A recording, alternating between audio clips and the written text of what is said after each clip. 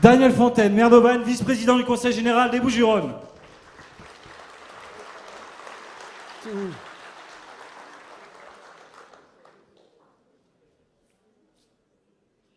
Et alors? Non, oh, moi, on me dit rien, moi. Ah non. Moi, on m'a dit non.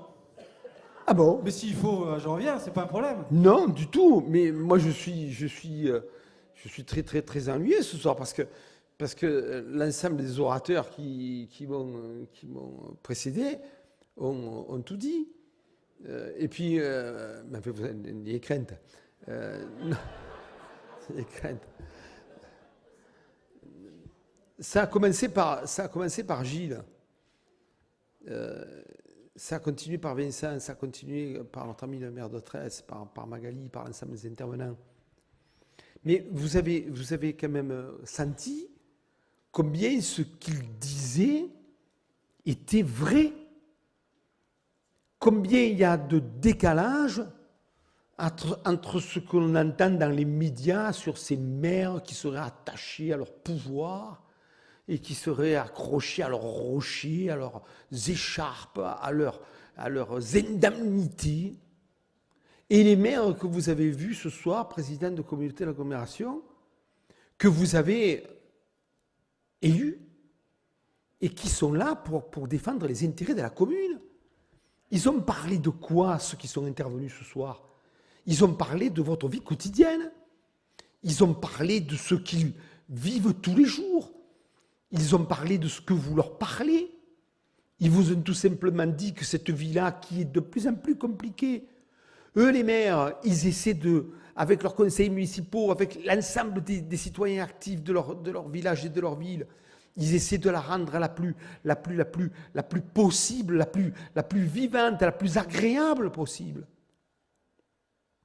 Que je les peins. Vous croyez quand même pas qu'on va les laisser partir, non? Parce que Cuges, ça fait partie de notre patrimoine, quoi. Quand on est à Cuges, on est chez nous. Quand les gens du plan d'Ops, ils vont à Cuges, ils sont chez eux. Quand les Pénois, ils vont à Cuges, ils sont chez eux. Moi, quand je vais à Cuges et que je vois la mère du maire de Cuges qui m'a appris à lire et à écrire dans l'école communale de Saint-Loup quand j'avais 6 ans, je suis chez moi.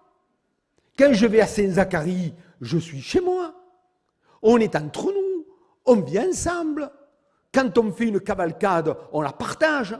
Quand on a besoin de barrières, on la partage. Quand on a des fêtes, on les partage.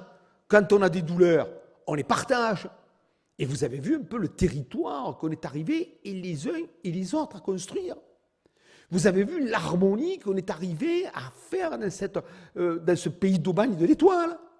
Combien au départ on était un peu réticents, mais combien finalement on s'est rassemblés. Combien on s'est mené des batailles communes. Quand on veut nous fourguer la LGV qui veut détruire nos territoires et passer à travers de nos territoires, on n'a pas besoin d'attendre des jours et des jours pour se comprendre. On se rassemble ensemble, les élus, pour mener la même bataille. Et ceux qui sont intervenus aujourd'hui pour dire qu'ils veulent conserver ce territoire acquis de haute lutte, pour un certain nombre d'entre eux, ils sont là dans toutes les batailles. Notre ami le chevrier de Cuges, il explique que jamais il acceptera à un moment donné que le TGV, que la LGV passe par chez lui, et ainsi de suite. Nous menons une vie commune. Nous menons des batailles en commun.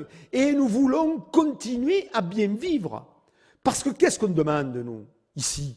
On ne demande pas seulement on demande pas d'avoir tous les pouvoirs.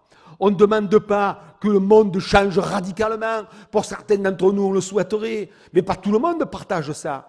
On demande tout simplement que l'on puisse vivre normalement sur un territoire que nos ancêtres, que nos enfants, que nos petits-enfants, que nous-mêmes avons construit et allons continuer à construire. Et donc, quand Cuges dit... Et quand les gens de Cuges disent « on ne veut pas partir », mais amis de Cuges, vous ne cassez pas la tête, vous ne partirez pas. Vous resterez avec nous, vous resterez avec nous. Quand nos amis du plan d'Ops, ils nous racontent, et il y a une de mes secrétaires qui est du plan d'Ops, moi, elle me raconte le plan d'Ops en permanence. Je suis au plan d'Ops en permanence. Bon, quand je rencontre Vincent Martinez, que je connais depuis la nuit des temps, je suis au Plan d'Ops, comme lui, il est d'Aubagne, il nous l'a expliqué. Alors, amis du Plan d'Ops, vous êtes un peu isolés, mais vous avez toute la vie qui est tournée vers notre territoire. On va y arriver. Les gens du Plan d'Ops, vous serez totalement partie prenante de notre communauté, avec tous les devoirs, mais aussi tous les droits, et je pense que nous arriverons à vivre ensemble. Il en est de même.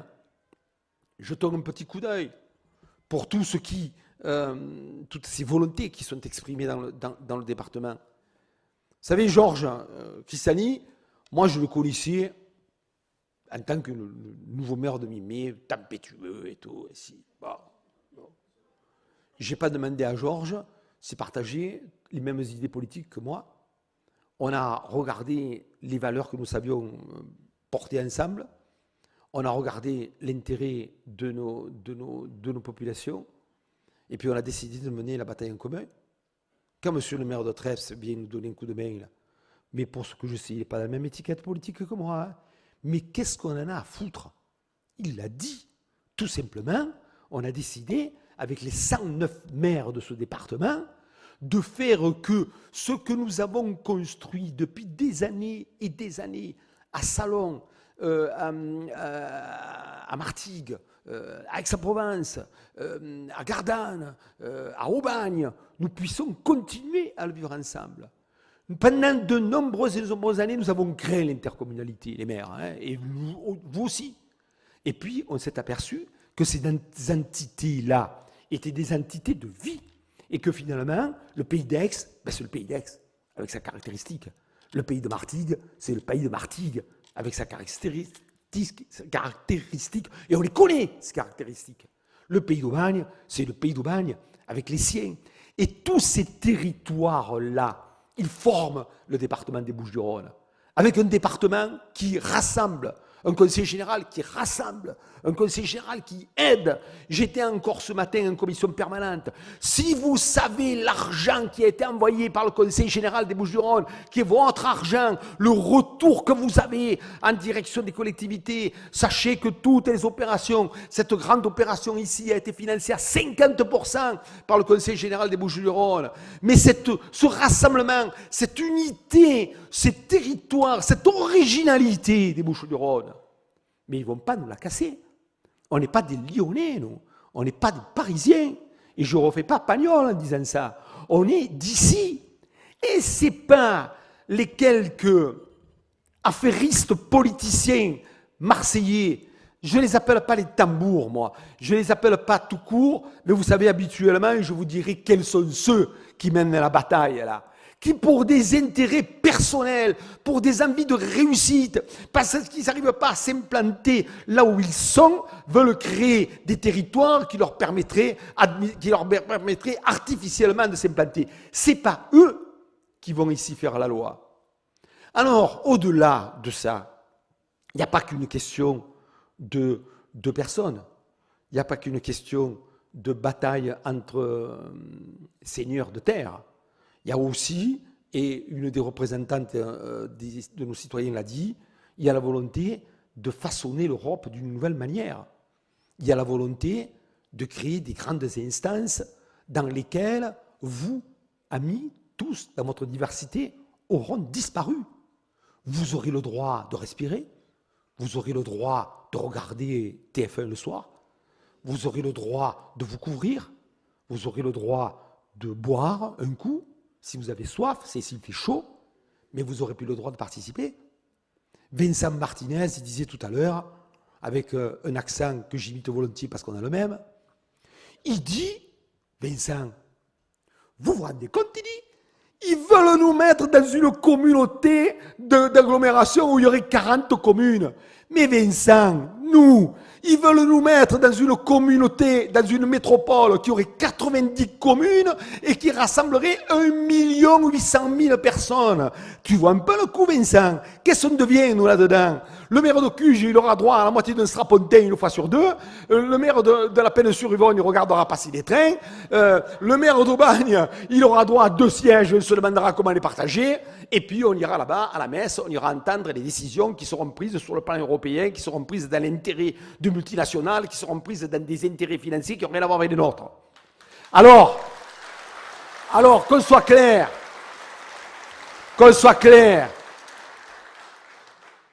Georges l'a dit tout à l'heure, les batailles, elles ne sont pas finies. Mais qu'est-ce qu'elles sont dures, chers amis. Et qu'est-ce qu'elles seraient impossibles à mener si vous n'étiez pas avec nous, si nous n'étions pas avec vous, si nous n'étions pas ensemble. Si vous savez le nombre d'heures que l'on passe à travailler dans nos bureaux, dans nos rencontres, avec Georges, avec Magali et avec d'autres, nous avons à peu près par mois 4 à 5 réunions d'une demi-journée. Nous sommes invités chaque fois par notre ami Despènes Mirabeau à aller travailler là avec une trentaine de maires et de présidents d'agglo pour combattre, pour réfléchir, pour proposer, pour avec les 8 sénateurs sur 9 des Bouches-du-Rhône, à réfléchir à des amendements. Nous sommes là en permanence en train de nous battre. Et vous savez combien la bataille est difficile. Dernier coup, nous avons tous les sénateurs, toutes tendances politiques confondues, mis ensemble, réfléchis à un certain nombre d'amendements, de manière à ce que nos amendements aient les mêmes contenus, que nous soyons UMP, que nous soyons UDI, que nous soyons Front de Gauche, que nous soyons socialistes. Les amendements, les mêmes, portés ensemble. Eh bien, Madame Lebranchu s'est débrouillée au Sénat que le responsable de la commission des lois ne les accepte pas. C'est-à-dire qu'on bafoue la démocratie, on empêche nos sénateurs, nos 8 sénateurs, de pouvoir nous représenter. Et Madame Lebranchu s'acharne, elle s'acharne. Combien de fois on est allé la voir? Une fois, je suis allé la voir avec un tout petit groupe de mes amis politiques. Là, on est entre frères de combat. On se tutoie, on s'embrasse, on nous offre à boire un coup. On est des frères, on est des amis, on nous tape sur le dos, et dès qu'on a la porte fermée, je ne dis pas ce qu'on nous fait. Madame Lebranchu, parce que je parle d'elle, parce que j'avais de l'estime pour la mère qu'elle était de Morlaix, pour la Bretonne, parce que j'aime bien la Bretagne, par son caractère. Mais combien c'est compliqué en permanence de devoir se battre contre des gens qui, à tout moment, essaient de je vais emprunter un terme, nous avoir. Nous avons décidé de monter à Paris, le 30, parce qu'il y a l'ouverture du débat au Sénat. Quand Mme Lebranchu l'a su, elle a décidé, le 30, dans les Bouches-du-Rhône, de réunir les maires des petites villes de France. Nous avons décidé de monter à Paris pour l'ouverture des débats au Sénat qui devaient avoir lieu l'après-midi. Et nous sommes 70 à 80 élus du Pays d'Aubagne et de l'Étoile, plus tous les autres élus du département, qui avons décidé de prendre le même TGV pour être à 14h à Paris pour participer au débat au Sénat. Vous savez ce qu'elle a fait, Mme Lebranchu? Elle a mis le débat le matin à 9h. Elle a changé l'heure. C'est-à-dire que, en permanence, elle nous suit à la trace. Alors, moi, j'ai le souvenir, quand j'étais jeune, mon père m'a mené, en tant qu'instituteur qu'il était, militant syndical, à la Bourse du Travail à Marseille. Et à la Bourse du Travail à Marseille, le responsable syndical du syndicat national des instituteurs, puissant syndicat à l'époque, les salles étaient plus pleines que les vôtres, disait: Monsieur le représentant des services spéciaux de la police, des renseignements généraux, allez donc dire à monsieur le préfet combien nous sommes ici, ce que nous avons dit. Eh bien, je dis à Mme Lebranchu, non pas par l'intermédiaire de l'un d'entre vous, parce qu'il n'y a que des amis ici, mais parce que je sais qu'elle est totalement informée de tout, que nous allons continuer cette bataille. Nous allons la continuer. Nous allons mener une vie dure, infernale. Non pas parce que nous avons la volonté de rester seuls, accrochés à nos territoires, mais parce que nous disons que le département des Bouches-du-Rhône a besoin d'être géré de manière nouvelle, de manière différente, que nous sommes prêts justement à participer à cette gestion, mais que nous sommes prêts effectivement à collaborer avec Marseille, avec cette ville qui souffre, avec ces Marseillais qui souffrent, avec ces Marseillais qu'on est en train de tromper, mais nous avons la volonté aussi de continuer à exister dans nos compétences, dans nos différence.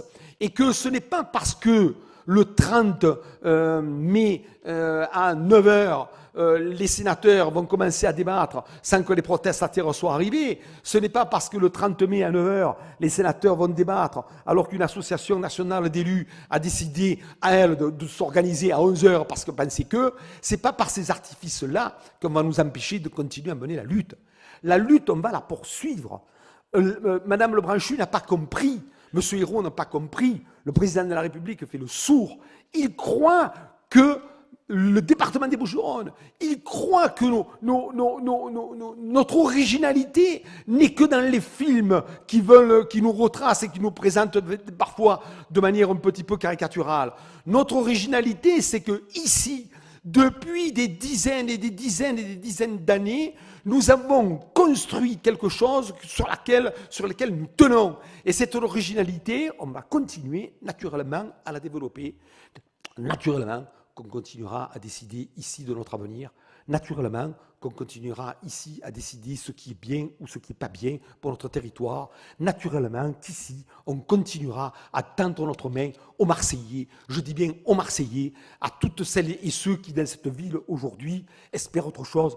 Vous savez, et j'en terminerai par là, quand vous venez faire le marché à Aubagne, là, vous y venez tous. Moi, j'y vais tout le samedi, on se rencontre pour un certain nombre. Et les commerçants, des fois, ils parlent d'Aubagne et puis ils disent attends, il est là, le maire d'Aubagne, au fait. Là. Alors, ils s'attendent un type à la cravate, tout. Le maire d'Aubagne, il est comme vous avez l'habitude de me voir. Les Marseillais, ils disent monsieur le maire, vous êtes dans une ville extraordinaire, vous habitez un pays d'Aubagne et d'étoiles extraordinaires, là. Surtout, restez ce que vous êtes. Ne vous laissez pas faire, quoi. Ne vous laissez pas faire parce que nous, on est tellement bien chez vous qu'on compte sur vous. Mais moi, je vous le dis aujourd'hui, chers amis. Vous avez vu cette belle salle, là? Salle des libertés, espace des libertés. Toutes celles et tous ceux qui ont un nom ici, là, que ce soit Simone Veil, que ce soit Stéphane Hessel, que ce soit Daniel Mitterrand, que ce soit Franz Schlecher, que ce soit Guy Môquet. Les batailles qu'ils ont menées, elles étaient plus difficiles que les nôtres, et ces batailles-là, ils ont gagné. Alors prenons exemple sur eux, et disons qu'on a commencé cette magnifique bataille pour nous permettre tous, dans ce pays des Bouches-du-Rhône, de vivre ce que nous vivons, et que le début de la bataille, il est ce qu'il est, nous avons déjà marqué des points, et que nous allons effectivement remporter une grande victoire. Nous comptons sur vous, nous vous rendrons compte de ce que nous continuerons à faire, et moi, je suis persuadé que le printemps, qui a eu beaucoup de mal à arriver, est en train d'illuminer nos têtes, est en train d'illuminer nos cœurs, parce qu'on peut presque arriver à être dans des tenues d'été. Eh bien, l'été politique va arriver après, effectivement, un hiver long. Madame Lebranchu, c'est l'hiver long. L'été politique, c'est nous. Alors, profitons-en bien.